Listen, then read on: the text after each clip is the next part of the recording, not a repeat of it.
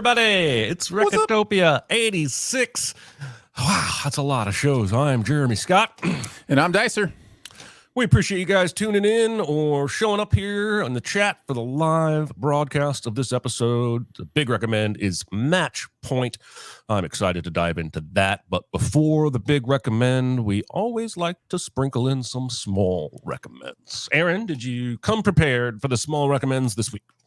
I did. I'm going to start with television this week. The Boys has a spinoff that has a few episodes out. I think they did that thing that a lot of online shows are doing, which I actually think makes a lot of sense, where you drop the first three to begin with and then you go weekly. I think this is where a lot of shows will land. I think it's really smart. So I think the first three episodes of Gen V are out. This follows the Boys universe, I believe, if I'm reading it correctly, concurrently with the actual TV show. So it's not a prequel sequel, it's a during-quel, whatever it might Spell be. that. Concurrent quel. Quel-current? Anyways, these are basically superheroes who are in a college program for superheroes. So you replace a lot of the, adult kind of goings-ons of these big superheroes, supposedly protecting the city and the politics of that and that kind of thing, and making the movies with the educational system and the politics of that, and also the ins and outs of the difficulties of just being that age and what it means and going off to college. And so all of the typical college things, substance abuse, peer pressure, sexual escapades, all of those things are now being done by superheroes, if you will. I think I like this show, and I actually think I like it more than The Boys. I'm not a huge fan of The Boys. I don't hate it necessarily. And I see what it's doing, but I think the satire works better here because it seems to me to be even more targeted on very specific issues and the way the superpowers relate to those issues. And I'm a sucker for that, like the metaphor of the powers being something. I'll give you one example. One of the young women's power is to shrink. She's like, the Incredible Shrinking Man, Ant-Man, whatever you want to say, can shrink down to tiny. But the way her power works is she has to purge to get smaller and eat to get bigger. And so it allows it to deal with, now the face Jeremy is giving, in case you can't see it on the podcast, is, are you serious right now? That sounds disgusting. How can you? This is The Boys universe. It is grotesque, it is graphic, it is, it goes places. But what I like about that is it really brings attention to an actual real topic and, metaphors it with the superpower in a way that I think works better than The Boys has a tendency to do. So, Gen V and The Boys, not for the squeamish at all, in any way, shape, or form. But it's definitely doing some interesting satire. Okay. Where is that? Is it Amazon? Yeah, it's Prime. Amazon Prime. Yes. Okay. Which you soon will have to pay for no ads on. Everybody's going to be doing that too. Of course. We've gone full circle. We're back to the same thing we had before. Only now I'm paying for cable and all these streaming services. Well, that's on you. You don't have to be paying for cable. I want to watch sports. I hear you. All right. Well, my first recommend is a movie, and it's a movie that I saw as a teenager living in Indiana in a town of 2,000 people. Indiana, if you don't know, is basketball crazy, the way Texas is about football. And the movie is Hoosiers, 1986, came out when I was 11 years old. I, of course, didn't see it until it came out on home video. And I saw this again last week, and man, does it still hold up. I don't know how many times you've seen this movie. You're a Michigan guy. I don't know what the sport is up there. Oh, this movie played all the time. As soon as we had this VHS, it was in all the time. Because I'm a huge basketball guy. I played basketball in high school and even a little bit in college. So yeah. Yeah, so it holds up really, really well. Gene Hackman is the coach who has strict new ways of running the team and disciplining his players. You got Dennis Hopper as the trying to stop being an alcoholic assistant coach, father of one of the kids.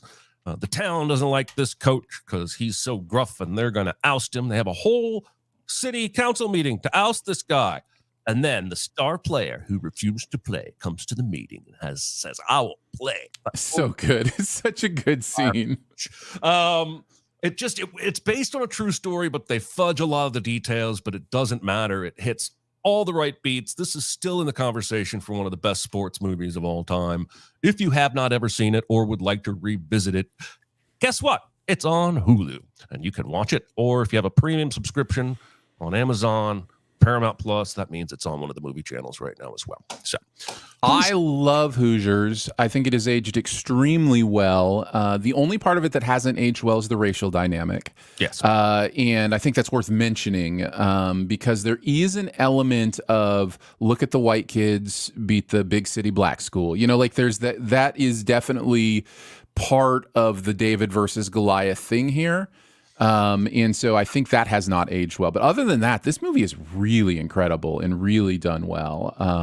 There's so many iconic scenes in this movie. Oh, yeah. And I just go back to moments, the chewing gum moment, and just whatever it might be, the prayer moment, which I think is hilarious. Yeah. It's just really good. It's well done. And the basketball is good. It looks like whatever it is, 50s, 60s basketball.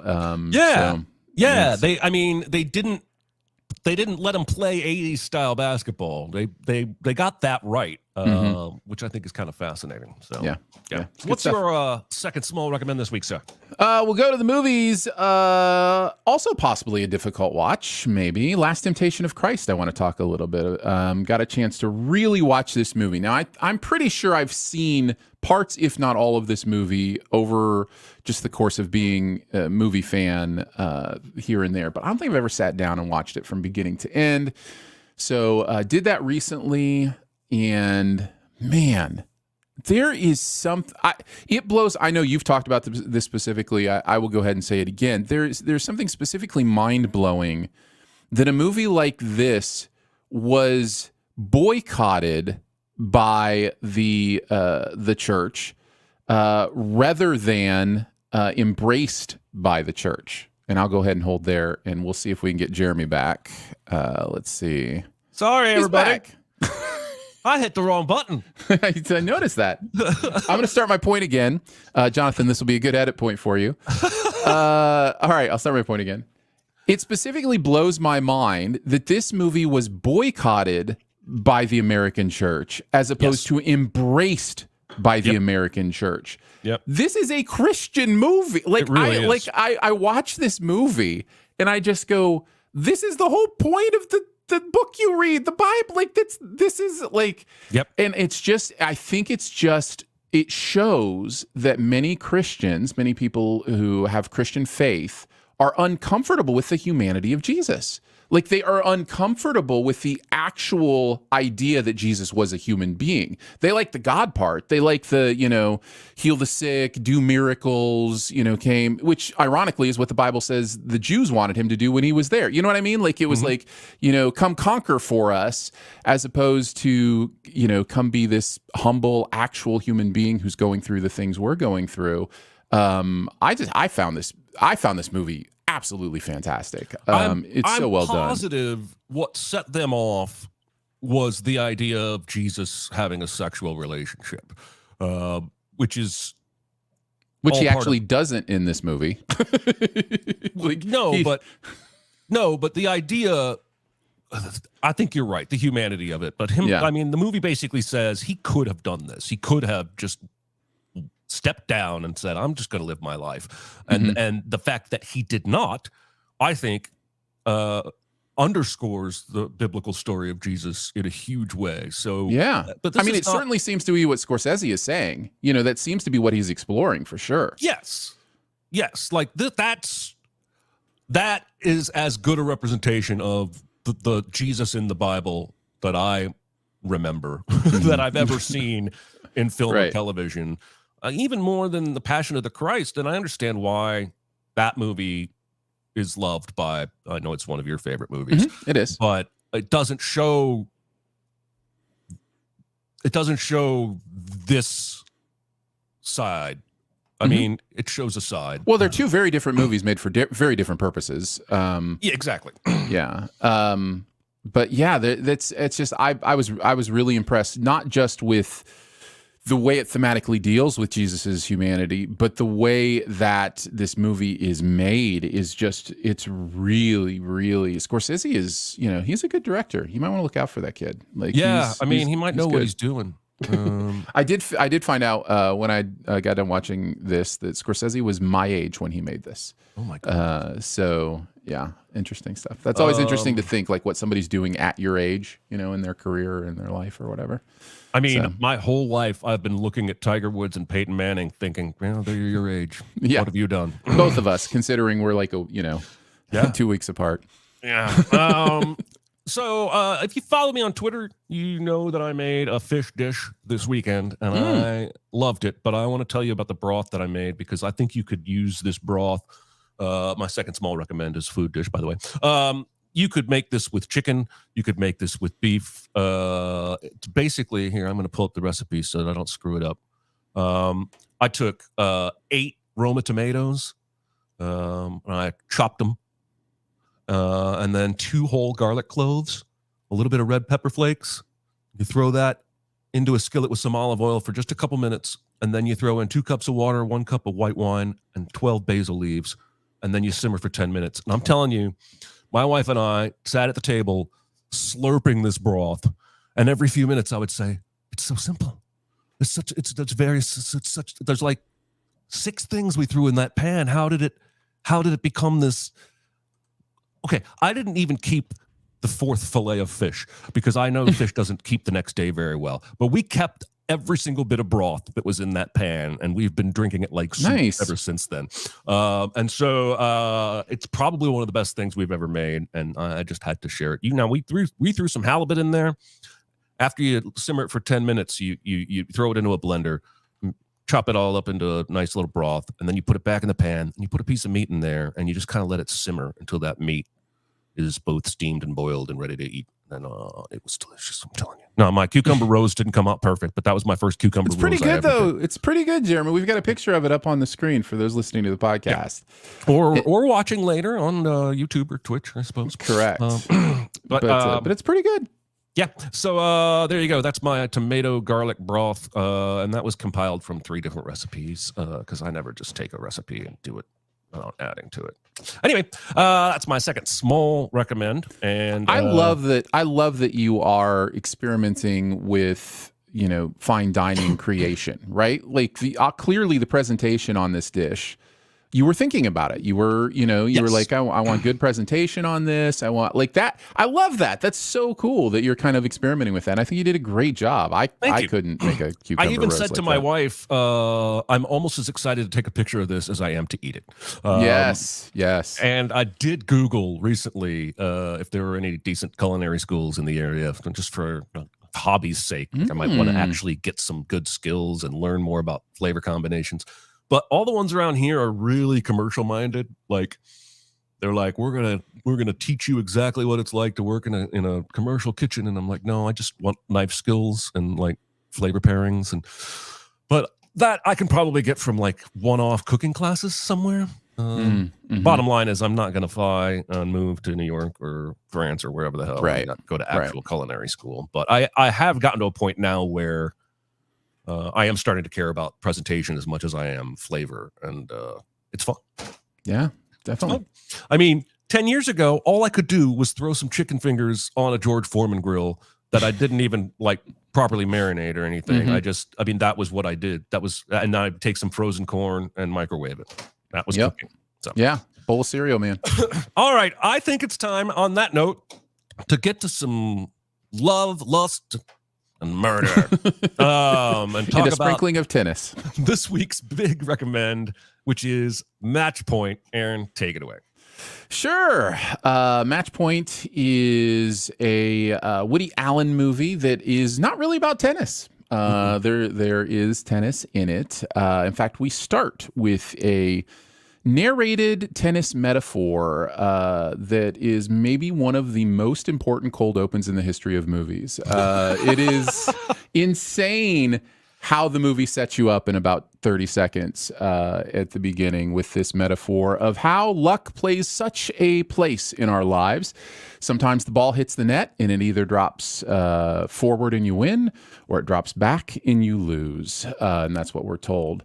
We then follow tennis pro Chris as he is looking for a home and a job in England. He quickly finds one of his first clients, Tom. And Tom finds out he likes opera, and well, Tom's got a hookup at the opera, so they become friends. He meets the family. We've got Brian Cox as the dad, rich Brian Cox, clearly a Succession prequel here. Seriously.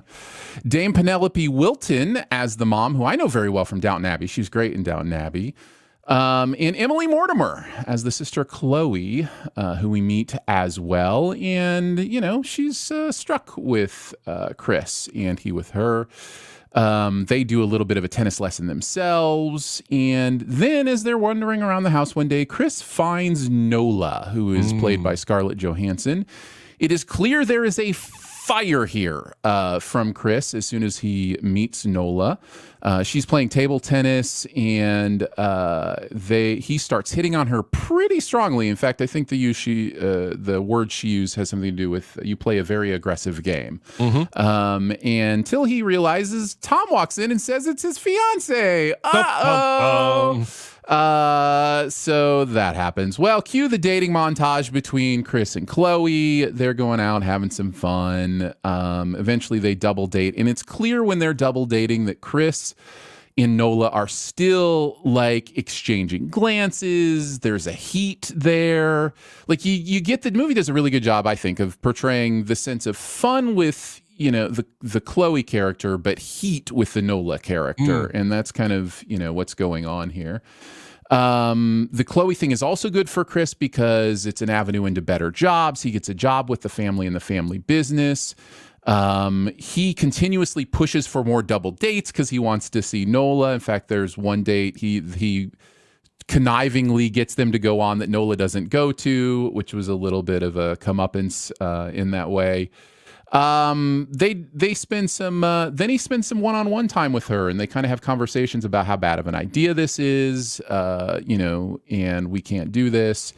Eventually, he chases her into the rain after she has been belittled by the mother of the family, and they have what must have been the most uncomfortable sex in the history of sex I'm in the glad middle you of a said grain that, grain because field. there are a couple scenes in this movie that, to me, prove Woody Allen does not know how normal people behave. I think you're right. This is one of them. Like, have you ever tried to take off or put on soaking wet blue jeans that were already tight when they were dry? Yeah. Yeah. There's a whole scene he just glosses over of the aftermath of this act where they're out there in the straw, all bleeding from the fucking cuts. Yes. Trying There's to no pull way. on There's their no wet way. jeans. Okay, I totally agree. Totally agree. I had to mention it, even in the breakdown. Had to mention how terrible that sex must have been. But then again, maybe it was just that good that none of that stuff even matters. Who knows? She says it's a one-time thing. He wants to press, but he gets married to Chloe anyway. Chloe is very desperate to have a baby. Jeremy, what were you going to say? I just wanted to say, do you feel like he gets married because he feels like that will keep him closer to Nola? Well, yeah, it's all a part of the same. There in the pro column, he has all these things about Chloe. It just so happens that intense sexual desire isn't necessarily one of them. You know what I mean? Like he has the family thing. He has, I get to be in Chloe's life still. Like all this stuff. Because I feel like that at least part of the reason. Obviously, he likes the lifestyle, and he even admits it later. But I feel like part of the reason he continues with Chloe is because that's his avenue to spend time with Nola. For now. Yep. But then he finds out Tom has broken up with Nola, and now he is back on the hunt. Chloe wants to get pregnant, so she's trying that, and sex for them has become very methodical because it has to be at the right time and the right temperature and all that stuff that you're doing when you're trying to do fertility treatments.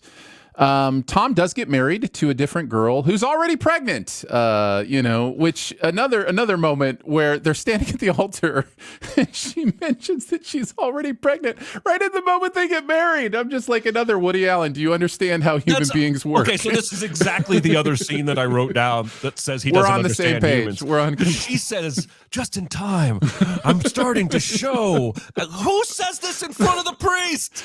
My God. And in front of the whole congregation. So yes. So that happens. He does marry her. Then Chris sees Nola at an art museum. She's back in town. He convinces her to tell him her phone number, which he must have an incredible memory, just memorizes it and makes contact with her. They begin an affair. A friend almost gives him away in the affair by saying, I think I saw you hail a cab out towards such and such or whatever, but he talks his way out of that one. He gets a call on a long weekend from Nola saying that she needs to see him now. Then he gets a call to the house phone. She is clearly desperate. Finally, we find out she is pregnant with his child. Now we see him waffling back and forth. He talks to a confidant about which way to go. He has an argument with Nola, who's jealous at this point and demanding that he leave Chloe for her. We get the sense, I believe, that Chris is leaning towards all the things in the pro column of, work and stability and those kind of things, but he still wants this thing on the side that he doesn't have in his normal life, and she's just not dealing with that. He tells her he's on a trip, but then they don't end up going, and now he's lying to Nola instead of just Chloe. And so she catches him in that, corners him coming out of work, completely out of her mind, deranged. Oh my gosh. And just saying that he has to tell Chloe. So now we see Chris frantically stealing a rifle and some shot from the hunting closet. And we're going, is he going to kill her? Why, yes, dear listener, that is the plan. He is going to try to kill her. Once he makes his mind up, he just goes to it. He does a good job. He does a good job of portraying the turmoil. There is definitely turmoil in but he's just like, this is the plan. He's got a plan. He doesn't, in his mind, he doesn't have any other option. Right. Because Nola is going to blow up everything good in his life. Yes. Sorry, go ahead. Yeah, you're absolutely right. So he's formulated this plan. He goes to the neighbor's house first, kills her, takes her jewelry and drugs so that it looks like a drug robbery, and then waits for Nola to get back to kill her as an accidental witness, so that the idea will be, oh, she was in the wrong place at the wrong time, just stumbled on this robbery, ended up getting killed as well. Chris seems to have things going fine. Everything seems to go as planned. That's exactly what the police are thinking it is. And then he gets a call from a detective. Turns out that Nola has a diary. Gunk, gunk, gunk. And she has written about their affair in it. So he goes in and tells a half-truth to the police about the affair, but says there's no way he could murder her. And so that's where he is. He goes to throw away the jewelry, and then it happens. The world slows down, and we're reminded of the tennis shot from the beginning as he chucks a ring towards the river, but it hits the post. Top of the net. The top of the net. Is it going to fall forward and lose or is it going to fall forward and he wins, or is it going to fall back and he loses? We've been set up to see this, and the ring falls to the wrong side of the net, we believe. And oh no, the ring did not get. Oh no. So then he's confronted by the ghosts of the two women who he killed, which is a really interesting scene for this movie. Kind of stands out from the rest of the movie in some ways. I actually had to Google. I thought I had accidentally found a director's cut. A director's cut? Yeah. Like that scene, I don't really remember, and I've seen this movie a bunch of times, but it does stand out as from the rest of the scenes in the film. And there's some stuff here I will probably want to talk about further, because this ends with him basically saying it'd be nice if he was caught, because then maybe there's justice and meaning in the world. That cuts to a cop waking up with a revelation. Instead of Chris waking up from a dream, which we're, obviously led to believe is going to happen, the cop wakes up with a revelation, and he explains it that it's all clear in his head now. Chris obviously committed these murders. Here's how he did it. He has everything right. If only he had that ring to prove it, we're thinking. And the other guy goes, well, that all sounds good, but lo and behold, a ring was found in the hands of a druggie who had been killed the night before. So now it's clearly his saving grace and not the thing that's going to get him committed. So the metaphor at the beginning set us up to believe that the ball needed to fall forward. And indeed, it's actually the reverse, which fits into the themes of luck in this movie throughout. The cop's last sentence is "What a world," and then in the final scene, the family's together, and he stares out the window, knowing he got away with it. As his brother-in-law says about the new child, "I don't care if he's great. I just hope he's lucky." And that is match point. Jeremy, what did you think this time through? I love this movie. I really, really love this movie. I don't like too many of the characters. I don't think I'm supposed to. Tom seems fairly harmless. Chloe seems pretty nice. I'm not sure I mean, Brian Cox is playing about the nicest billionaire you'll ever see, but we only see him interacting with his family. And I've had this sneaking suspicion that on the other side, like of the boardroom door, like he is the guy from Succession. Like he is a bulldog. And the mom, his wife, is just I mean, there's so many mothers like her in the world, but I hate her because she gives Chloe a complex that I'm pretty sure is part of the reason why it takes Chloe so long to get pregnant. Because as we mentioned in the beginning of the show, actually pre-show, which will be in the outtakes, that the mind is a powerful thing. And I believe the mother's tormenting of Chloe is part of the reason she struggled so long. I noticed a lot of little touches this time that I have not noticed before. Nice. Talk about early on, he's reading Dostoevsky. I think it's Crimes and Punishment.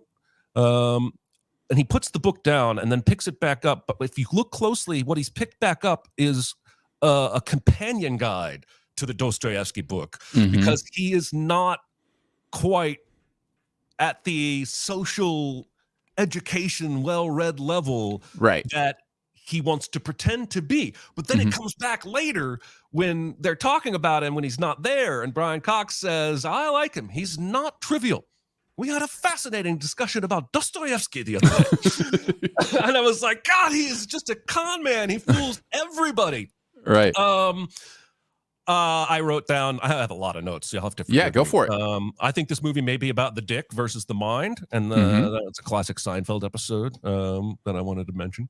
I already said that. Okay, so here's a note I have for Nola. You're young. You're pretty. You want to be an actress. You move to England?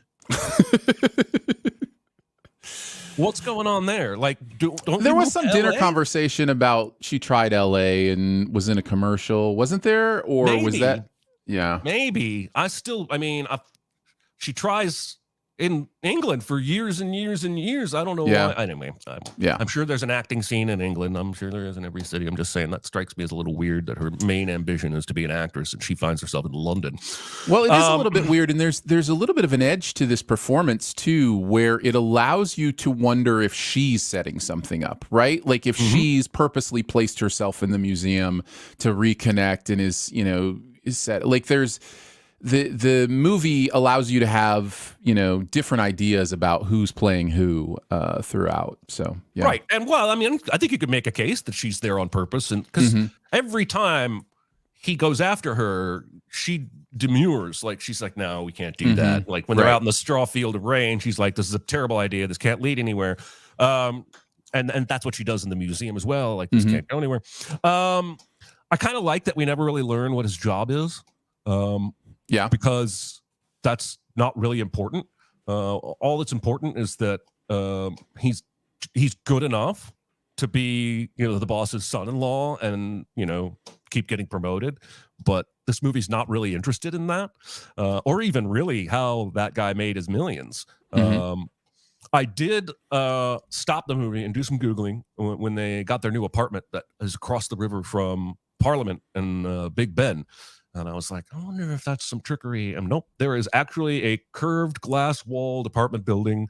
And I believe the apartments are even called View of Parliament Apartments or something like that. But I thought that was probably one of the most expensive apartments that you could have in all of London. There's the priest thing, yeah. When she escalates to calling him at the mansion, and this is where she also tells him he's pregnant, I think that is the first inkling he has that he might not be able to manage this. And I have never had an affair. I'm not bragging, but well, maybe I am. But I imagine most men who have affairs think they can manage it, and it eventually, gets the better of them. But I think that phone call is the one where he realizes, I don't know that I can really control this situation. And then the cops, I got to call the cops to task, even though dude wakes up with a revelation. And he even admits when he's laying it all out for his partner that we wouldn't really be able to prove this in court and we don't have the gun. But I feel like it should have been fairly easy. Once he was caught in the lie about the affair, they should have been suspicious enough to start flashing his photo to cab drivers near the opera. Yeah, and somebody remembers him. Right? I feel but I think that's the step we were getting to. Like if the ring hadn't been found then and had been found, or hadn't been found at all, I think that's the step that we were getting to, was going to talk to his luck got him out of that. Yeah. All right. The only other thing I wrote down was that this movie will make you sick of that single piece of Italian opera that it plays 92 times. I loved it. I love the opera score in this. It's so different. It's so unique, and it kind of works for me. It does. It works in the murder scene especially well, and I have to wonder if the lyrics being sung have any kind of implications to the visuals. I haven't researched that. Yeah, I wonder too. Apparently there's multiple Italian opera pieces, arias in this movie. Maybe I heard them all as the same, but I feel like there's one that was repeated at least twice. And by the last time through, I was like, yeah, I hate this song now. Really over this song. I have lots of notes as well. I guess I'll start with I'll start with this. I think I love this movie more this time than even the first time, and I loved it a lot the first time. I think this movie is so consistently on top of its theme, which, about luck and chance and how that impacts us. There is something in almost every scene that comes down to luck or chance. The idea that he got the promotion because, that somebody else was up for this promotion, but, I like you and you're dating my daughter, like that, there's just all these elements of things that happen in life, not because you're great, not because you put in the effort, not because you have a great forehand, but because you got lucky. And I think the movie, this time through, I was really aware of all of those different moments, and they pile up, and it's just such a consistent worldview from this movie. And it has the strength of its worldview at the end to be that luck does not follow righteousness. Luck isn't something that, that has a goal in it. It just happens, right? And so our brains are built both by the tennis metaphor to think that the ball falling back is a loss, because in tennis it is. Just such a beautiful setup. I love how we're set up in this movie. Yeah. But also our brains are wired to think that good things happen to good people, like that idea. And this movie, that's not this movie's worldview. And it has the guts to go to the end going, no, luck is luck. It's just where that ring falls had nothing to do whether he was a murderer or not a murderer. It had to do with where that ring was going to fall and how that was going to impact things. I love the way he twists it, because when a ring falls back, you can't help but think, oh no, he's screwed. Yes, it's going to be the thing. It's such a good setup. Yes, and it's the thing that sets him free. Oh, it's amazing.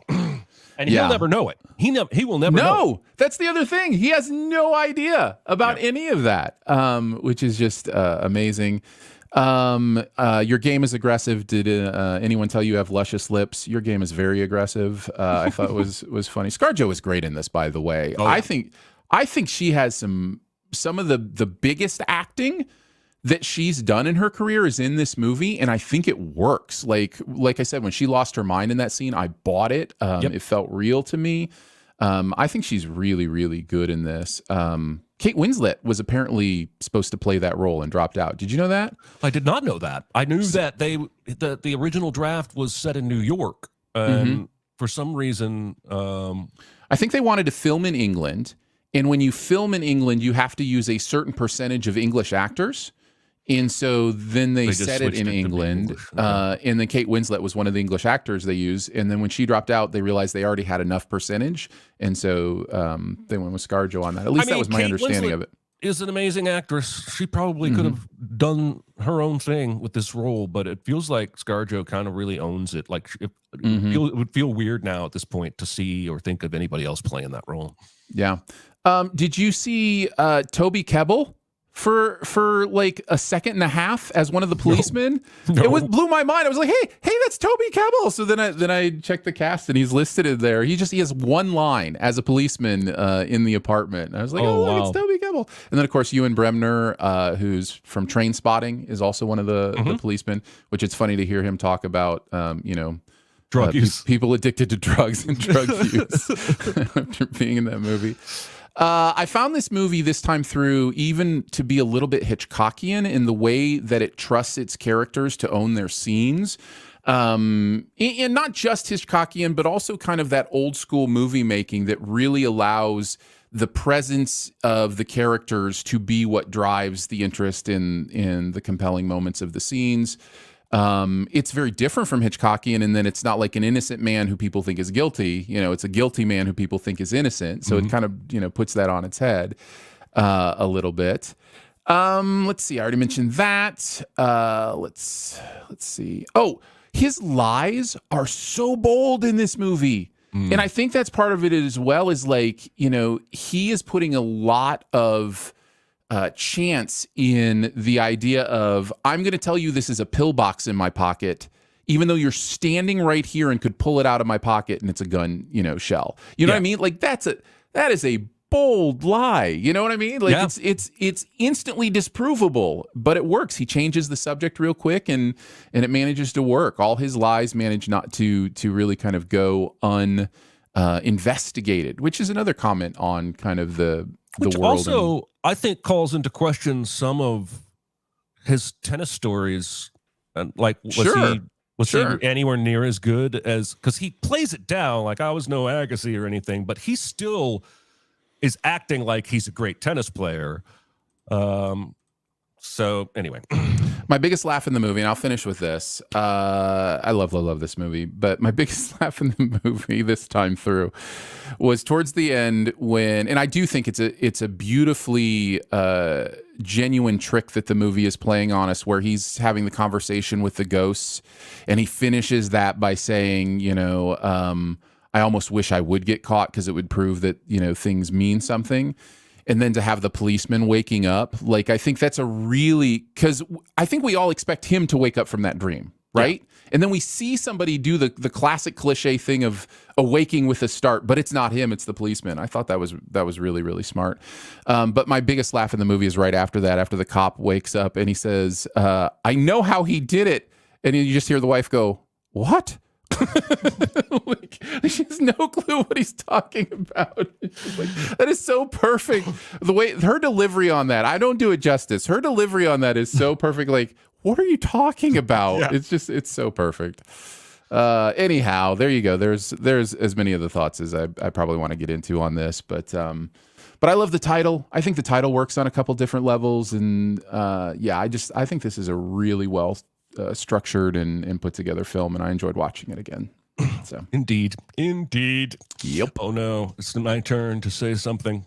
I've seen a lot of great suggestions in the chat for the super secret double feature. Yeah, like Dial M for Murder. I saw somebody mention Dial M and Notorious are both Hitchcock movies that have a lot of this feel.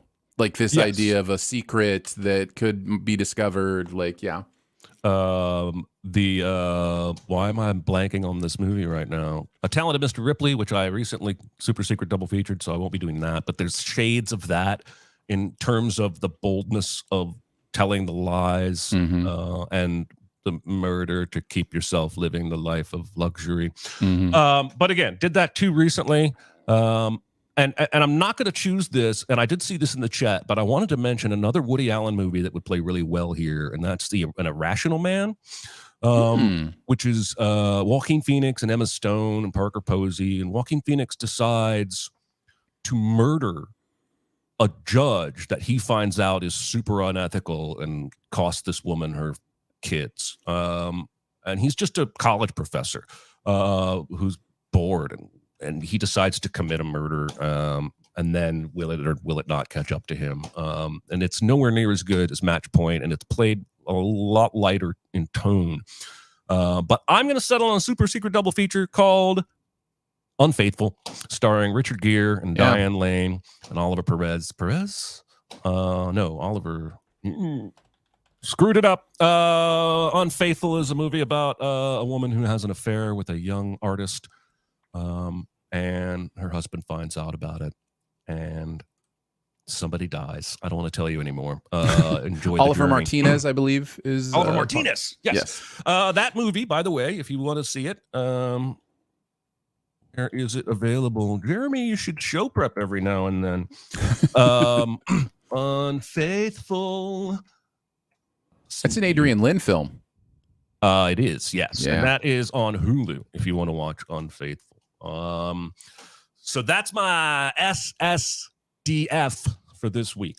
And now I need to give you some homework. Yeah, let's do it. And we are in the month of October.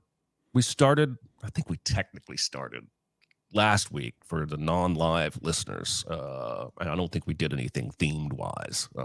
But I mean, there's murder. There's a murder. This one we did a murder. No, I mean like the last week when it was my recommend. Oh, I see. Yeah. Got it. Which I think came out yesterday. Yeah. Too many dates to get it messed up. So I'm going to try and keep us in the horror, murder, darker, scarier realm for the month of October. I don't know if Aaron will continue. I can do that. I can absolutely theme that. Sure. But I'm going to give you Tucker and Dale versus Evil. This is one of my favorite comic horror movies of all time. Alan Tudyk is in this movie. He basically steals the show. And it is sort of, did you ever watch Buffy the Vampire Slayer, the TV show? A few episodes. I did not watch the whole thing. There's a whole episode where the comic relief guy, Xander, is actually the focus of the show, and he's running around and he's trying to get this thing to stop this spell that'll end the world.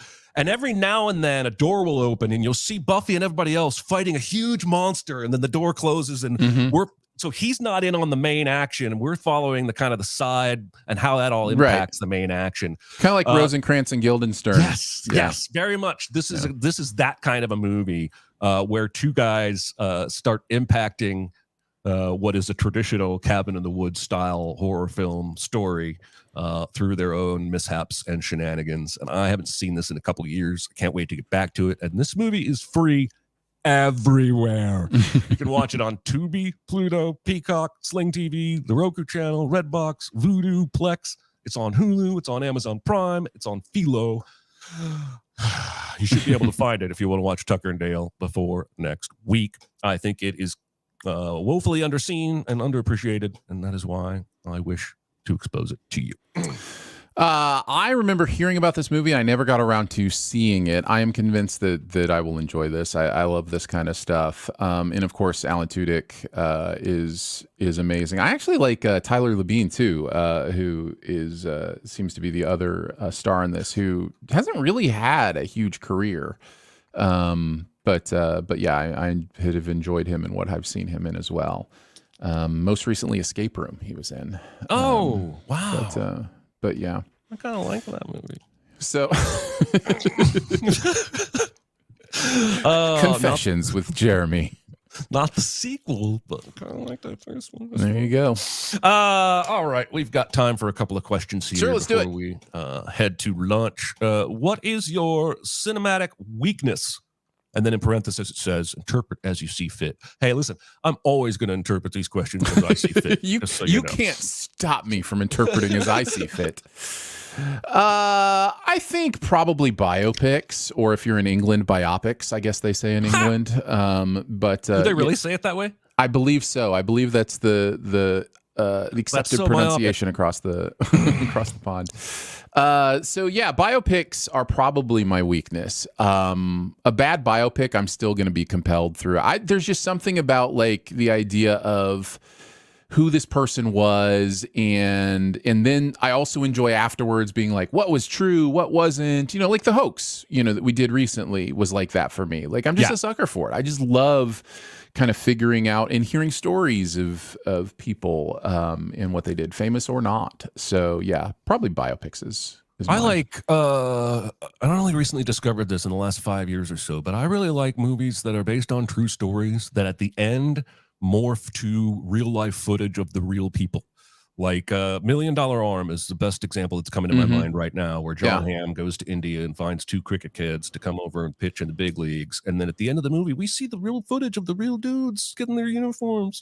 Neither of them had a career in the MLB, but it's still an amazing story.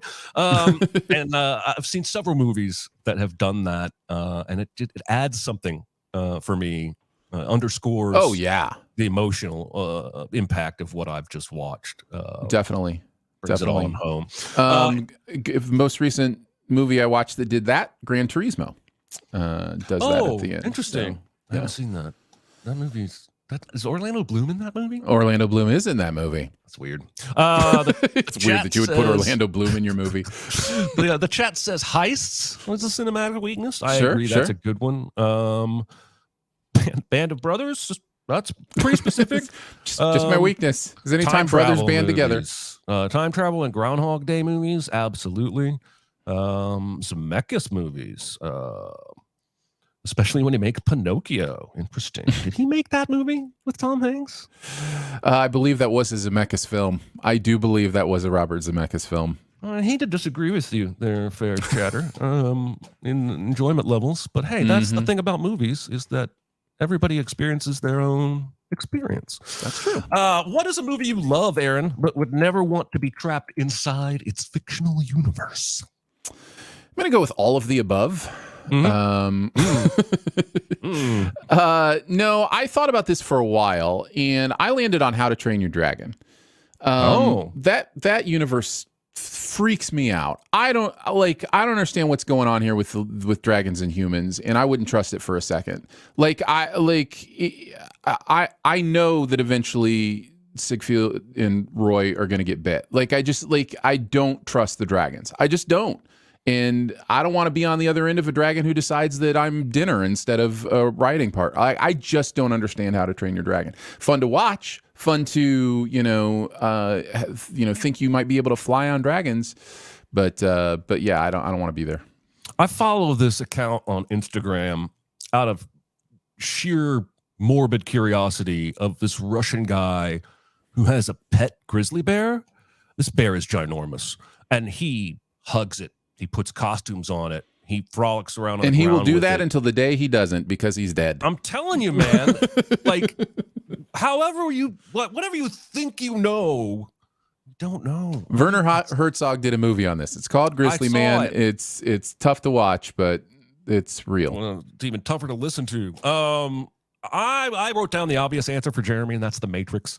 I think both living in a green-tinted artificial computer world and eating gruel, wearing burlap sacks, living in a cave, both sound like very, very horrible existences to me, and I don't want either one of them. I would have to be Cypher. I would have to be wipe my mind, put me back in there, and I'll just be an office drone, and I won't enjoy that, but it's better than the alternative. Ignorance is bliss, as they say in the chat. Also, I want to circle back to the person I misunderstood. I thought they loved Pinocchio, but he says he loathes the Pinocchio movie that's Zemeckis made. So I'm glad we're back on the friend page. Back on the same team. Star Wars feels chaotic and stressful. Amen. The Halloween movies, yes, because everyone's dying. And Lord of the Rings, they don't have TVs. Well, that's true. I guess that would keep me from living in any world before TVs. I love Just TV. keep your magic swords and rings. I need my television. Let's do one more. What's a story told in a movie or show that would make a great feature film on its own? Idea came from the Black Freighter in The Watchmen. I don't know The Watchmen well enough to know that story. Yeah, me either. I don't remember that reference, but I went with the black like a doll's eyes from Jaws, the USS Indianapolis story. That could be a really interesting movie if you expand it kind of into the Jaws universe, right? You know, like the idea that the sharks are a little more an active part, not just feeding as animals, but that it's, you know, there's I don't know, that seems like it'd be a great disaster movie kind of idea, that USS Indianapolis story. So. And what's sad is that there is a movie about the USS Indianapolis, but it's not very good, and it's like action oriented. And I've said before that Jaws doesn't work without that story in there. So good. It's amazing. So incredible. I think the story that Alfred tells in The Dark Knight about the jewel thief in Vietnam who gave all the jewels away and they ended up having to burn down the jungle.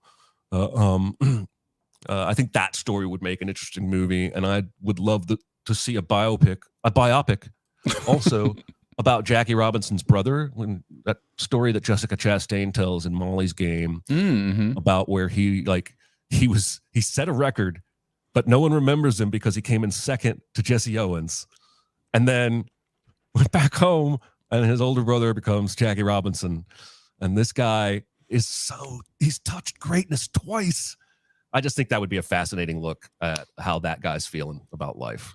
Yeah, for sure. At the time, I assume he's not living any longer, but all right, that's gonna do it for this week, episode 86. Your homework next week is Tucker and Dale versus Evil. Roll the dice, and you're gonna find it free on a streaming service. We give special thanks to the chat for coming out and weighing in and watching us and reacting to us live. And we will see you guys next week for episode 87. Goodbye. Bye.